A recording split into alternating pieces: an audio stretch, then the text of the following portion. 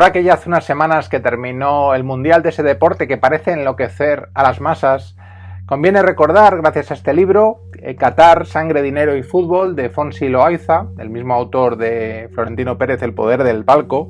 Conviene recordar toda la explotación y miserias que se producen en torno a ese evento, que yo creo que es lo mismo que decir que son los crímenes y las miserias y la explotación del sistema en que vivimos. Y efectivamente conviene profundizar en ello, máxime en esta sociedad tan mediática, en este mundo donde fluye tanta información con tanta inmediatez y al mismo tiempo hay tanta manipulación.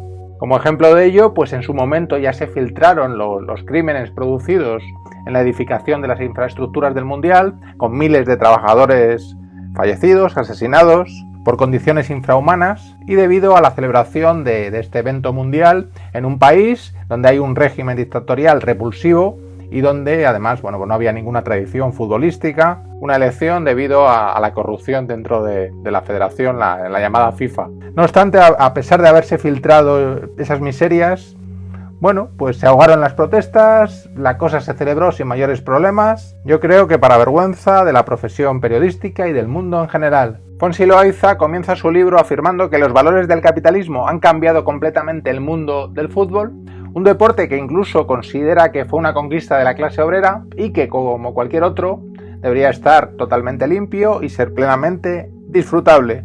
Sin embargo, hoy se ha convertido, palabras textuales, en el bastión mafioso de la especulación financiera, una gran cloaca dentro del capitalismo que funciona como tapadera de toda suerte de oligarcas, jeques, fondos buitres y paraísos fiscales. De esta manera, hace ya bastante tiempo que numerosos poderosos del mundo árabe se han hecho con el control de diversos clubes europeos. Es el caso, por ejemplo, del Manchester City o del Paris Saint-Germain y de muchos otros, incluidos algunos modestos en el caso de España. También los tentáculos de los jeques árabes llegan a otros sectores, como es el caso de los medios de comunicación, las constructoras o las grandes superficies. En el caso de Qatar, el deporte ha funcionado claramente como lavado de imagen de la tiranía imperante en dicho país. Se dan en el libro datos muy concretos, con nombres propios interminables, y las circunstancias que llevaron a terminar eligiendo a Qatar para celebrar el evento mundial. En los años 50 del siglo XX, la región era un lugar muy humilde, con apenas 40.000 habitantes, dedicados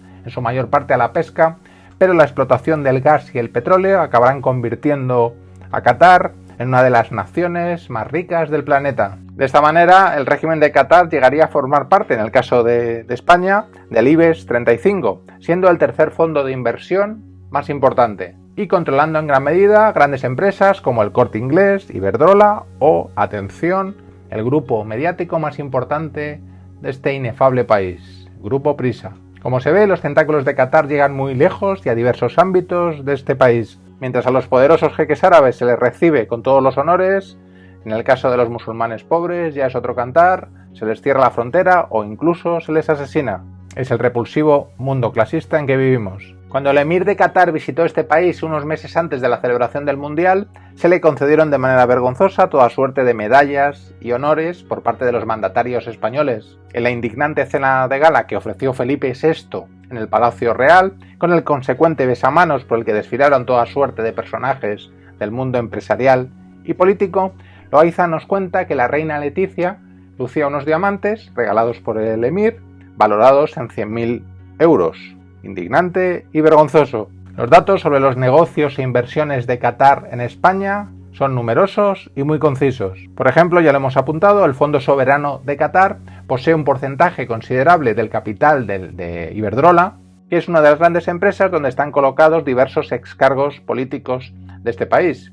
La indignante política de puertas giratorias. También hay capital catarí en el Corte Inglés, una empresa que resulta intocable para los medios, a pesar de los numerosos conflictos que pueda tener, o en diversas empresas inmobiliarias. Quizá de lo más indignante, que ya es decir, es esa inversión catarí en el grupo de comunicación más importante de España, que es el Grupo Prisa. Y Loaiza denuncia de forma muy certera para mí cómo este grupo, Prisa, con un gran poder mediático a través de sus medios, principalmente del diario El País, ha funcionado como instrumento del control del pensamiento en España desde el fin de la dictadura, ejerciendo la hegemonía ideológica. Yo creo que sus constantes apoyos a la monarquía o a los diversos gobiernos de Felipe González, explican lo ocurrido en ese fraude que es la llamada transición a la democracia, que habría que denominar mejor transacción. Es sabido también que el Banco Santander tiene un tanto por ciento de capital en el Grupo Prisa y creo que ya nadie oculta que los bancos o los propietarios de los grandes medios de comunicación. A su vez, el Fondo de Qatar entró en el accionariado del Banco Santander Brasil, que eligió al exfutbolista Pelé, recientemente fallecido, como imagen y embajador. Como se ve, todos los intereses de la pasta perfectamente vinculados al mundo del deporte. Y es que en este mundial yo creo que todo el mundo tiene las manos manchadas de sangre. Apoyar el fútbol como negocio es ser cómplice de la situación de los trabajadores en Qatar, que son auténticos esclavos del siglo XXI. Mientras estos obreros procedentes de países como Sri Lanka, Bangladesh, la India, trabajaron con temperaturas de 50 grados en condiciones infrahumanas, se habla al menos de 7.000 muertes. El evento se pasa al mes de noviembre para que los pobrecitos futbolistas multimillonarios no pasen calor. Esta cifra de 7.000 trabajadores asesinados ha sido proporcionada por medios como The Guardian o Amnistía Internacional, pero lo más probable es que sea mucho más elevada, debido lógicamente a la opacidad del régimen dictatorial de Qatar, totalmente blanqueado por diversos tipejos europeos y por los propios deportistas, desprendidos, tal y como dice Loaiza, de cualquier tipo de conciencia. Los jeques árabes comprendieron muy bien que dominar el mundo en general pasa por controlar el mundo del deporte. Un verdadero nido de corrupción. Se define a la FIFA como una auténtica mafia criminal. Para seguir dando datos concretos y sorprendentes, o quizá no tanto, uno de los países candidatos a futuras sedes del Mundial es Arabia Saudí.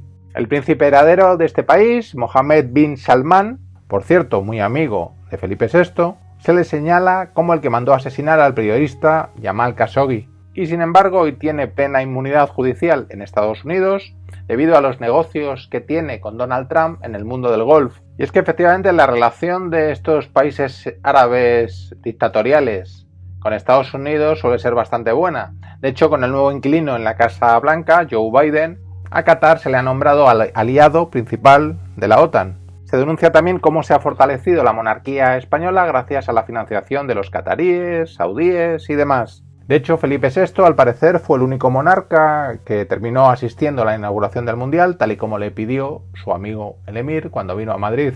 La dictadura teocrática de Qatar parece tener comprado a todo el mundo, hasta el punto de tener buena relación con los que parecen enemigos declarados. Es el caso de Estados Unidos e Irán, Israel y Palestina, mientras financia tanto a Hamas como a los talibanes de Afganistán o al mundo capitalista occidental.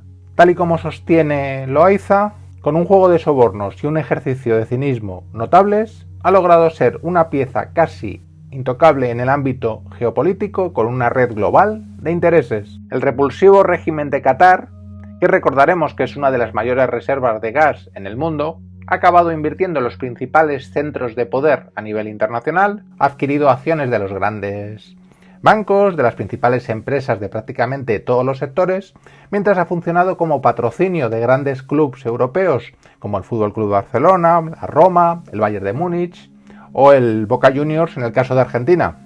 También ha sido sponsor de grandes torneos de fútbol. Y recordaremos que hablamos de una dictadura donde la mujer está totalmente sometida al hombre, la homosexualidad está penada con prisión, los trabajadores no tienen prácticamente derechos y no existen las libertades más elementales. Y todo esto con la connivencia de los estados que se llaman democráticos y liberales y que se muestran incapaces de denominar dictadura a Qatar por ser sus jerarcas miembros de los consejos de administración, habiendo comprado a diestro y siniestro. Todo nuestro apoyo a Fonsi Loaiza, que está realizando un gran trabajo de investigación y que por este libro y especialmente por Florentino El Poder del Palco ha sido no solo boicoteado sino constantemente amenazado. Boicoteado y amenazado con actitudes mafiosas, pero nadie se ha creydo. El vergonzoso mundo en que vivimos, en el que hay que presentar batalla de manera constante. Hasta muy pronto.